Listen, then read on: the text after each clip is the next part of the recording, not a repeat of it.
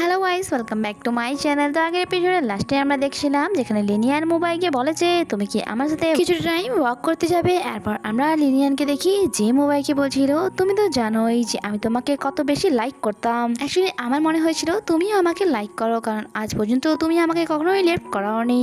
But আমি কখনোই তোমার ফিলিংস বোঝার চেষ্টা করিনি। আমার সবসময় এটা মনে হতো যে তুমি আমাকে শুধুমাত্র হার্ড টু গেটের ইমপ্রেশন দেখাতে দাও, সেই জন্যই তুমি সবসময় আমার থেকে দূরে দূরে থাকো। আমার এটা বোঝা দরকার ছিল যখন তুমি বলছো যে তোমার মনে আমার জন্য কোনো জায়গা নেই, তাহলে তোমার এই কথাটাকে ইম্পর্টেন্স দেওয়া দরকার ছিল আমার। বাট এখন আমরা দুজনেই ম্যাচিওর অ্যান্ড আমি রিয়েলাইজ করেছি যে আমি তোমাকে লাইক করি না। বাট আমার একটা আশা ছিল যে আমরা দুজনে এক হয়ে যাই, কারণ তুমি সবসময় এক ভালো কম্পিটিটর অ্যান্ড ফ্রেন্ড ছিলে আমার। তুমি আমার একটা ভালো ফ্রেন্ড হতে পারো, বাট আমি তোমাকে লাইক করি না। হতে পারে আমি আমার ফিলিংস বুঝতে অনেক বেশি লেট করে ফেলছি, বাট তাও আমি তোমাকে থ্যাঙ্কস বলবো, কারণ তুমি আমার 20 বছর ধরে ফ্রেন্ড রয়েছো।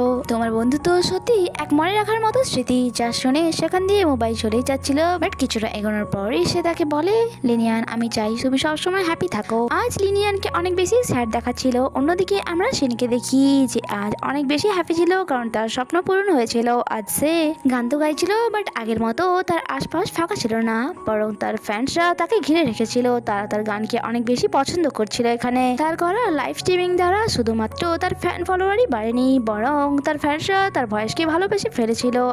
আর নিজের আশেপাশে এত ফ্যান্সদেরকে দেখে সে আজ কনফিডেন্ট ফিল করছিল, কারণ সে তার স্বপ্ন পূরণ করেছিল।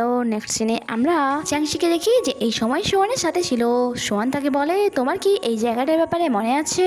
চ্যাংশি বলে অফকোর্স মনে আছে, আগে এখানে অনেক বেশি পানি হয়ে যেত, যার কারণে সামনের বাসাটি ওর পানিতে ডুবে যেত। আর যেখানে আমরা এখনো বসে আছি এখানে শার্প টাওয়ার ছিল।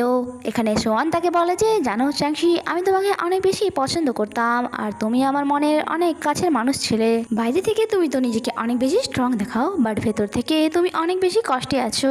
আমি সবসময় ভাবছিলাম যে তোমার কষ্টে আমি তোমার সাথ দেবো, বাট সেই সুযোগটা তুমি আমায় দাওনি। হয়তো এটা ভেবে সারা জীবন আমার আফসোস হবে, বাট এই সব কিছু এখন আমার জন্য আর ম্যাটার করে না। আমার কাছে এটাই অনেক যে তুমি সবসময় আমার এক ভালো বন্ধু ছিলে অ্যান্ড এখনো আছো। বাট আমি তোমাকে ছেড়ে যেখানেই চলে যাই না কেন, তোমার কথা আমার সবসময় মনে পড়বে, কারণ তুমি আমার মনের অনেক কাছের মানুষ ছিলে। নেক্সট সিন আমাদেরকে হোটেলে দেখানো হয়, যেখানে এক গেস্ট মিস্টার জাওকে হ্যারাস করছিল। এখানে লিং তাদেরকে ছাড়ানোর চেষ্টা করে অ্যান্ড বলে প্লিজ এনাকে যেতে দিন, বাট ওই গেস্ট বলে যে একদমই নয়। লিং বলে আমি তো বললাম আপনাকে যে এই ব্যাপারে আমরা শান্তভাবে বসেও কথা বলতে পারি, বাট ওই গেস্ট বলে যে আমি নিজের চোখে দেখেছি তাকে চুরি করতে, তাহলে এই ব্যাপারে কথা বলে আর কি লাভ। তখন সেখানে মোবাইল চলে আসে অ্যান্ড আসা মাত্র ইন্ট্রোডিউস করায় যে আমি হাউসকিপিং সার্ভিসের হেড, তাই কি হয়েছে আপনি আমাকে বলতে পারেন। গেস্ট বলে যে ভালো হয়েছে তুমি এখানে চলে এসছো।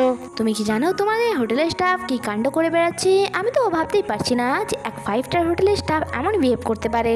মোবাইল এটার কারণ জিজ্ঞাসা করলে গেস্ট জানায় যে অ্যাকচুয়ালি আমি এখানে একটি ওয়াইনের বটল ছেড়ে দিয়ে গিয়েছিলাম, যার এক ঘুঁটি আমি খেয়েছিলাম, বাট তোমাদের এই বুড়ো ওয়ার্কার অর্ধেকের বেশি ওয়াইন খেয়ে নিয়েছে। বাট তাকে যখন এ ব্যাপারে জিজ্ঞাসা করা হয় সে তো অ্যাকসেপ্টই করতে চাইছে না যে সে ওয়াইন খেয়েছে।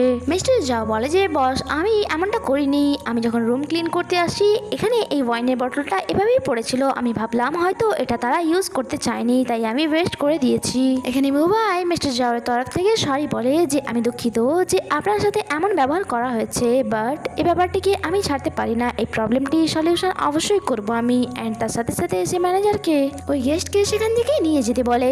আর ওই গেস্টও চুপ করার নামই নিচ্ছিল না। সে বলে তোমরা এত বড় ওয়ার্কারকে কেন রেখেছো? সে তো কোনো কাজেই নয়, আর উপর থেকে সে আবার চুরিও করছে। আমার তো মনে হয় তাকে ফায়ার করে দেওয়া দরকার। তখন সেখানে চ্যাংশি চলে আসে অ্যান্ড সে লিংকে এই পরিস্থিতির কারণ জিজ্ঞাসা করলে লিং জানায় যে আমার মনে হচ্ছে বস এই প্রবলেমটিকে সলভ করার চেষ্টা করছে, বাট তার কারণে মিস্টার জাওকে ফায়ার করা হচ্ছে।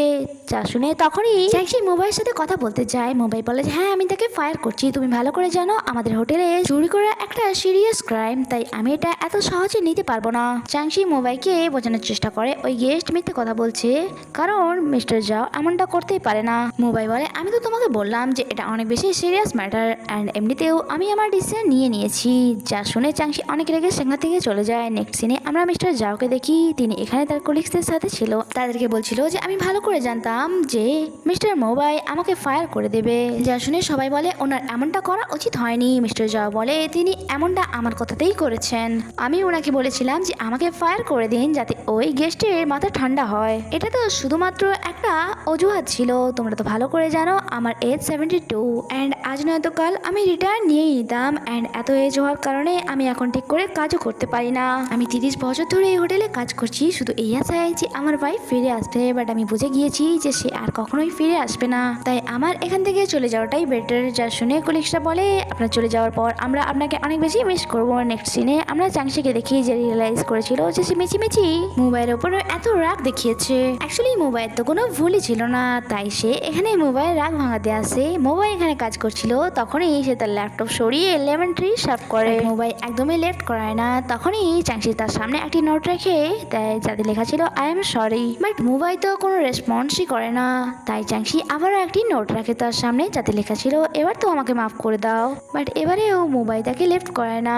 চাংশি বিরক্ত তো লাগছিল, বাট সে কি বা করতো, কারণ ভুল তো সেই করেছে, তাই রাগও তাকেই ভাঙাতে হবে। তাই সে তার সামনে একের পর এক নোট রেখে যাচ্ছিল। লাস্ট নোটে লেখা ছিল তুমি তোমার ইচ্ছে মতো আমাকে শাস্তি দিতে পারো, তাই প্লিজ এবার রাজি হয়ে যাও। মোবাইল বলে যে তুমি সিরিয়াস তো, আমি যেই শাস্তি দেবো তুমি সেটাতেই রাজি হয়ে যাবে। চাংশি বলে হ্যাঁ, যদি তুমিও রাজি হয়ে যাও তাহলে আমিও রাজি হয়ে যাবো শাস্তি নেওয়ার জন্য। আর এখানে এই এপিসোডই শেষ হয়। আগে কি হয় তা জানতে স্টে কানেক্টেড। Bye bye.